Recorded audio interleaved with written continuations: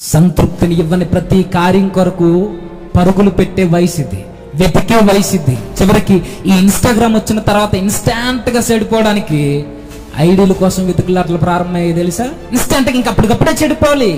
ఈ యవన దశను పాడు చేసుకోవడానికి మార్గాలు తెరిచింది సోషల్ మీడియా. మంచి కొరకు ఉపయోగించుకునే వారు లేరు ఈ కాలంలో. అని ప్రభువుని వెతుకు. దేవుని వెతికితే ఏమొస్తుందండి అంటే, ఈ వయసులో నువ్వు దేవుని వెతకడం స్టార్ట్ చేయి, నీ లైఫ్ ఏంటో, నీ లైఫ్ పర్పస్ ఏంటో, నువ్వేంటో, నీ భవిష్యత్తు ఏంటో నీకు ఇట్టే అర్థమవుద్ది. ఒక గమ్యం, ఒక లక్ష్యం లేకుండా ఈరోజు యువత పరుగులు పెట్టడానికి కారణం ఏంటంటే దేవుణ్ణి వెతకడం లేదు, పనికిరాని విషయాలన్నిటిని వెతుకుతుంది.